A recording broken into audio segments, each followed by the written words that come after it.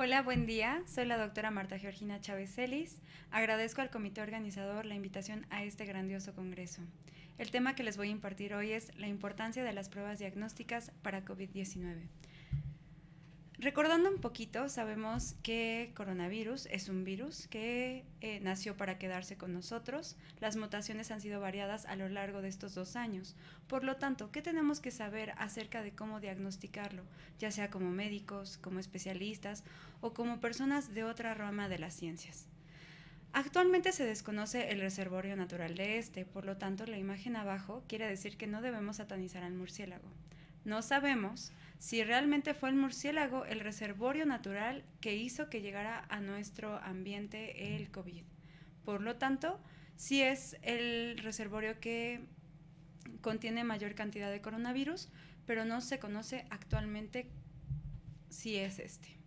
Fisiopatología, un poquito. Tampoco la conocemos por completo. Aún no tenemos todas las cartas sobre la mesa, las cuales nos indican qué tratamiento que llevar, qué tipo de diagnóstico tiene que ser certero, etc. Por lo tanto, lo que sí sabemos es que coronavirus se une a la enzima convertidora de angiotensina 2, alias ECA2. ¿Y dónde vamos a encontrar esta enzima convertidora de angiotensina 2? Principalmente en riñones, en pulmones y en corazón. En los pulmones, ¿en dónde se va a encontrar? Exactamente se va a encontrar en los neumocitos tipo 2. Va a intervenir en ellos y va a causar dos cosas. Una hipoxia por la saturación que hace en todas las células y secundario a esto, una hiperinflamación de ellos.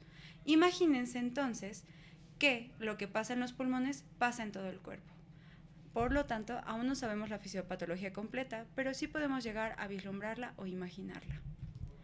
¿Qué factores de riesgo? Se ha hablado mucho de los factores de riesgo a lo largo de estos 2 años. ¿Qué son? Principalmente son enfermedades que tiene un paciente con las cuales debuta, que pueden estar controladas o no controladas. ¿Qué hace la diferencia en COVID? Si tu paciente está adecuadamente controlado, es menos probable que el virus actúe de manera agresiva en él. Sin en cambio, si el paciente tiene una enfermedad descontrolada, llámese arteriosclerosis, diabetes, una enfermedad cardiovascular, por ejemplo, hipertensión arterial sistémica, una enfermedad hepática, por ejemplo, cirrosis, por ejemplo, hepatitis B, hepatitis C, una enfermedad neurológica, Parkinson, convulsiones, una enfermedad pulmonar, EPOC, asma, una enfermedad renal, insuficiencia renal, por ejemplo, inmunodeficiencias ya sea por VIH o por otro tipo de enfermedad inmunológica o obesidad. Entonces nosotros lo que va a pasar es que el virus va a aceptar esa comorbilidad, ese factor de riesgo y va a hacer que se exacerbe, además de lo que él hace en el cuerpo, la comorbilidad, la enfermedad que tiene tu paciente se va a exacerbar al doble o al triple. Entonces, aquí les dejo una tablita la cual habla de los factores de riesgo. Cuadro clínico. Se ha hablado mucho de que si nada más te da rinorrea, que si nada más te da cefalea, que si nada más tienes dificultad para respirar. Todos estos síntomas son algunos de ellos. COVID nos ha mostrado a lo largo de estos 2 años que es variable cómo se presenta, incluso en población pediátrica, en población geriátrica, en adolescentes o en adultos mayores o en adultos de edad media. Por lo tanto, síntomas comunes que podemos encontrar en algunos pacientes: fiebre, tos con o sin esputo, o sea, saliva, flemas, por así decirlo, en el término común, falta de aire, disnea, lo llamamos nosotros los médicos, dolores musculares, o sea, mialgias, fatiga, náuseas, vómito, resfriado, o sea, estar estornudando todo el tiempo, diarrea, cefalea o dolor de cabeza, dolor de garganta o erupción vasculítica. Todos estos síntomas los podemos encontrar en otras enfermedades. Entonces, ¿qué va a hacer la diferencia? Exactamente, cómo lleguemos a nuestro diagnóstico. Algunos signos de enfermedad grave, por ejemplo, son la frecuencia respiratoria, que es mayor de 30 respiraciones por minuto, hipotensión, o sea, que la tensión arterial en el cuerpo esté más baja de lo normal, y alguna evidencia de disnea, y esto nosotros lo valoramos como médicos. Quiero decir, la dificultad respiratoria. En población pediátrica se ha visto que puede haber un daño al estado neurológico o que los niños pueden debutar con enfermedades vasculíticas. ¿Qué va a pasar? Llegamos a nuestra piedra angular de esta pequeña ponencia. Nosotros tenemos que llegar a hacer un buen diagnóstico. ¿Y cómo lo vamos a hacer? Siendo oportuno y temprano. Esto quiere decir que no vamos a tomar a loco a nuestro paciente en primer lugar, y en segundo lugar, tampoco nuestro paciente tiene que exacerbar los síntomas con tal de ser atendido. Todo esto tiene que hablarse con una relación médico-paciente verídica, oportuna y tranquila. ¿Y cómo vamos a hacer este buen diagnóstico? Con una anamnesis detallada. Anamnesis significa exploración de la historia clínica de tu paciente. Vamos a hacer también una exploración física completa y vamos a hacer algunos estudios de gabinete y de laboratorio, los cuales van a ser nada más el 40% de nuestro diagnóstico definitivo. ¿Qué va a pasar cuando nosotros demos un buen diagnóstico? Vamos a llegar a un buen tratamiento. Y esto quiere decir que vamos a evaluar que nuestro paciente tenga o no tenga comorbilidades y el grado de severidad en el cual se encuentre él. ¿Y a qué nos va a llevar un buen tratamiento? A un buen control. Y este se divide en dos partes, trans y post-COVID. No por el hecho de que nosotros, después terminada la enfermedad de tu paciente, por ser médicos, nos deslindemos de él. Quiere decir que vamos a procurar que su restauración a un estado anterior a lo que era COVID va a tratar de rehabilitarse al 100% si es que se puede. Nosotros nos vamos a fijar en este momento en el diagnóstico y cómo hacerlo. En esta tablita ustedes ven exámenes de laboratorio rutinarios que nosotros llevamos a cabo en algunos pacientes. Van a ver algunos exámenes de laboratorio adicionales que tienen que ver con la biodisponibilidad en la que se encuentran en los hospitales. Y otra cosa son los estudios de diagnóstico por imágenes, o sea, lo que todos conocemos, una radiografía de tórax y una tomografía computarizada de tórax. ¿En cuáles nos vamos a fijar aquí? Nos vamos a fijar en el rubro de las muestras respiratorias para detección viral de SARS-CoV-2, y esta se va a dividir en prueba de antígenos y la PCR, que tanto conocemos. Y nos vamos a fijar también en el estudio diagnóstico por imágenes, la radiografía y la TAC. ¿Por qué estos dos? Si tú no eres médico o no eres un profesional de la salud, vas a tener mucha dificultad en los demás que se encuentran ahí. Función hepática, hemograma, procalcitonina, son cosas técnicas que nosotros utilizamos para saber la severidad y el grado, el estadio en el que se encuentra el paciente.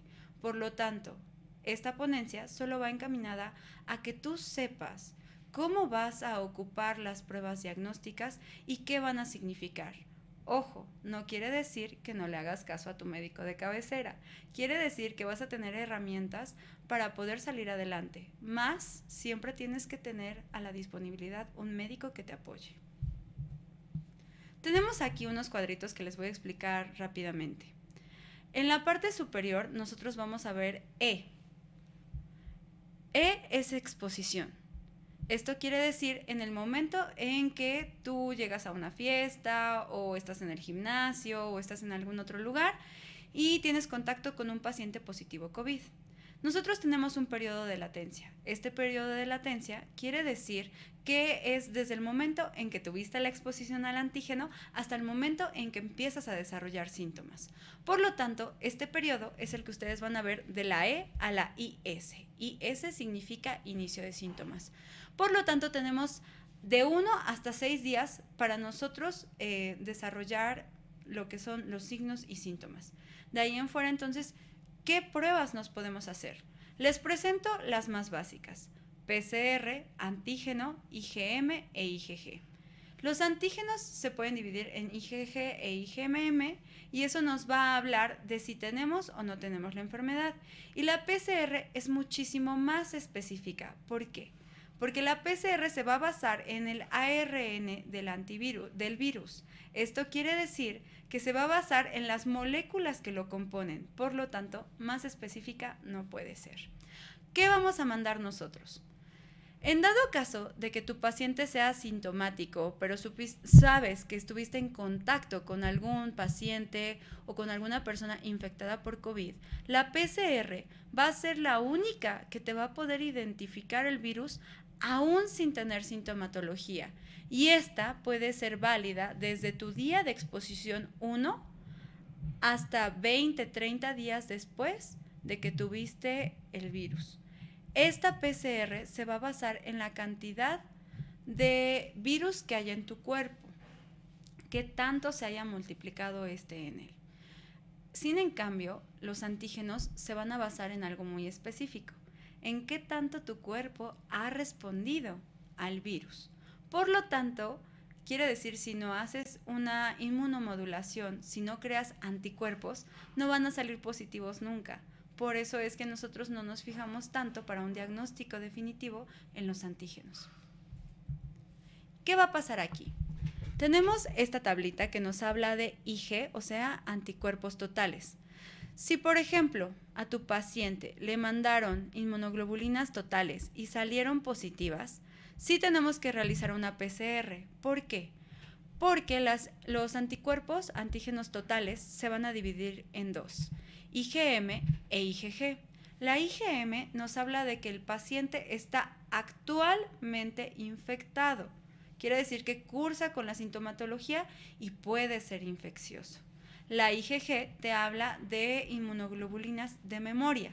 Esto quiere decir que tu cuerpo ya identificó el virus y tiene anticuerpos contra él.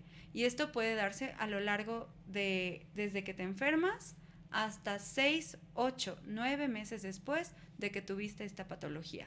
Por lo tanto, si tú pides anticuerpos totales, no vas a saber si está vigente o no está vigente. Por lo tanto, nuestro procedimiento a seguir es realizar una PCR. Si la PCR sale positiva, entonces quiere decir que sí está infectado en el momento tu paciente. Si tu PCR sale negativa, quiere decir que tuvo la enfermedad y tiene anticuerpos. Si tú mandas a hacer una IgM y una IgG y la IgM, que ya quedamos, que es la que se identifica cuando está transcurriendo la enfermedad, sale positiva y la IgG sale negativa, sí tenemos que realizar una PCR. En dado caso de que salga positiva, quiere decir que tenemos un caso confirmado activo de COVID.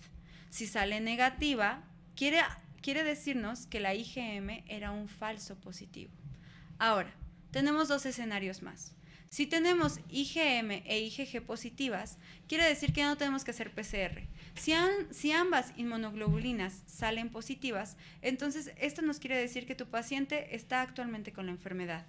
En cambio, si te sale una IgM negativa y te sale una IgG positiva, recordemos, como les dije anteriormente, que si sale una IgG positiva quiere decir que hay anticuerpos en tu cuerpo que se formaron después de que tuviste COVID. Por lo tanto, tienes una infección resuelta y no eres contagioso. Abajo vamos a ver un esquema que me encanta y se lo pongo mucho a mis alumnos. Esta nos identifica los tipos de PCRs y la IgG y la IgM y cuándo la tenemos que mandar. En este caso, ustedes van a ver la PCR nasofaringea, esa que nos hacen, que nos sacan una muestra vía nasal, va a tener una efectividad desde incluso antes de tener síntomas, desde el momento de la exposición hasta incluso 6 semanas después, esta PCR puede llegar a salir positiva. O sea, quiere decir que es muy específica. Si nosotros sacamos una IgG o una IgM, si se dan cuenta, esta va a empezar a salir positiva hasta el momento casi de la aparición de síntomas. Por lo tanto, si tu paciente tuvo la exposición hace 6 días y tú no lo diagnosticaste, probablemente ese paciente anduvo por todos lados sin saber que tenía COVID y pudo haber contagiado. Por eso el hecho de que la PCR sea el gold estándar, o sea la prueba diagnóstica específica, oportuna y buena para diagnosticar COVID. Ahora, aquí les traigo algunas imágenes, no se las voy a explicar todas, pero quiero que ustedes se den cuenta de que, para empezar, estas son unas radiografías. Las radiografías son nuestra primera piedra angular si no tenemos una tomografía computarizada.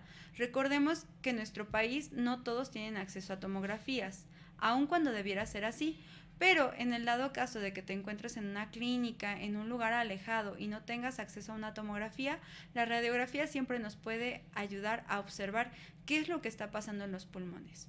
En este caso, las 3 imágenes que ustedes ven aquí y lo que está señalado en amarillo nos habla de que el paciente cursa con una neumonía.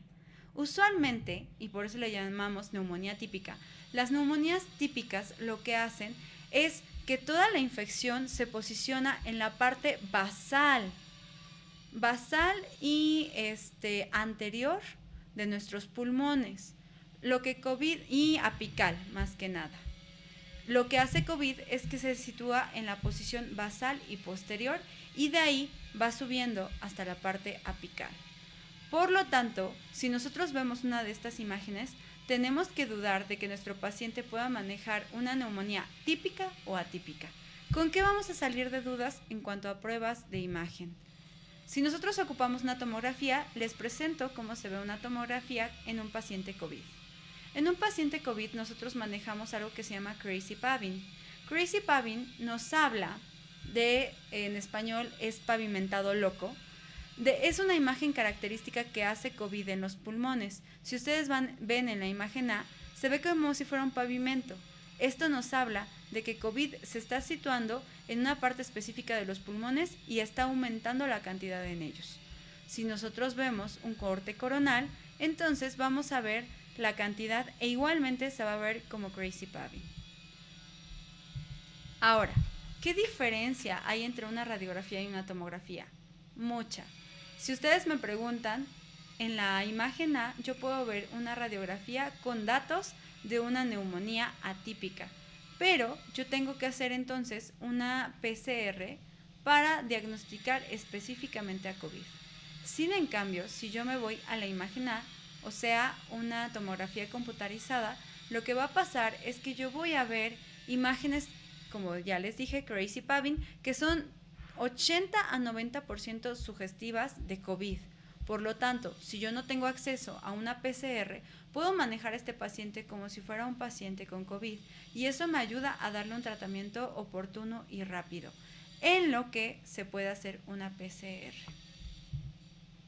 El paciente debe combatir la enfermedad junto con el médico. Hipócrates. Esta es una frase con la que quiero terminar, ya que muchas veces y a lo largo de esta pandemia nos hemos dado cuenta de que le echamos mucho la culpa a los médicos por no diagnosticar oportunamente, pero se nos olvida que nosotros como pacientes también tenemos la oportunidad de hablar con ellos y de pedir ayuda en el momento en que nos sentimos mal. Es cierto que durante esta pandemia se ha dado un choque cultural, un choque social y un choque político, pero tenemos que dejar de lado toda esa situación y empezar a actuar con ciencia, con integridad y con fe, para nosotros poder diagnosticar oportunamente, tratar y evitar muertes innecesarias. Espero que esta pequeña plática les haya servido. Es muy básica, espero que en algún momento la puedan checar. Y si tienen alguna duda o comentario, con gusto, mis datos estarán a su servicio.